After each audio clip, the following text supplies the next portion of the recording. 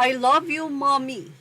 Yan nga ang ramdam na ramdam mo na sakit na panghihinayang pagmamahal ni Matet de Leon na mensahe sa pumanaw na ina. Wala pang detalye kung ano ba ang tunay na rason kung bakit pumanaw si Ate Guy o si Miss Nora Honor, ang superstar ng showbiz industry Philippines.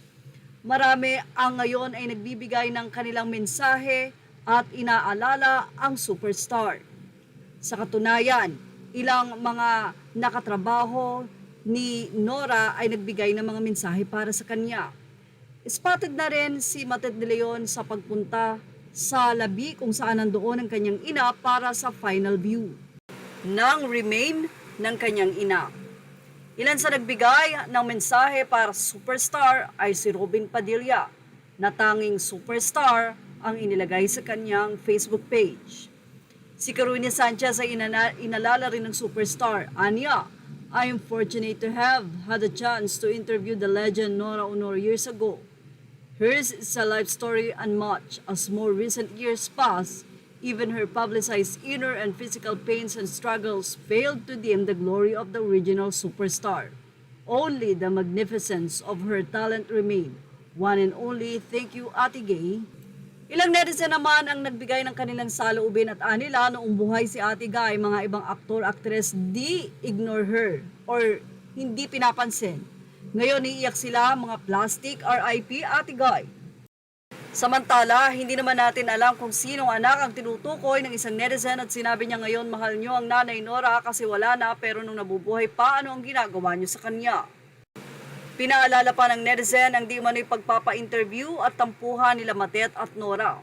Iyak kayo ngayon samantalang nagpa-interview ka pa kay OG kung ano-anong masamang sinabi sa taong nag-ampon sa'yo.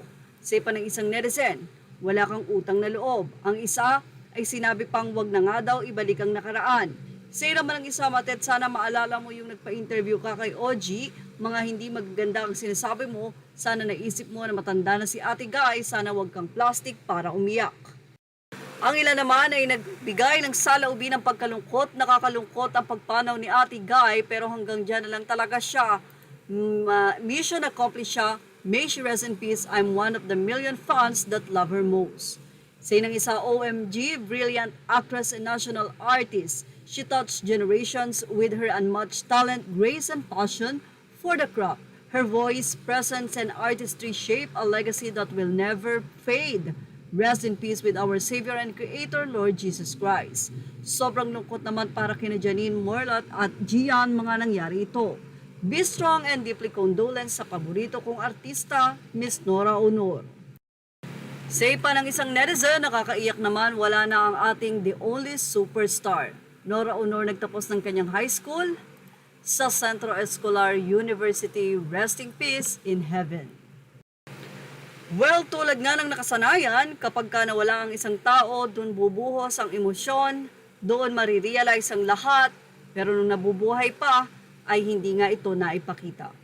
Well, para kay Matet, sure naman na nagkaayos sila ng ina bago ito pumanaw. Yan ang ating showbiz snap update. Thank you for watching. Images are all credit to the rightful owners. Please like, share, and subscribe.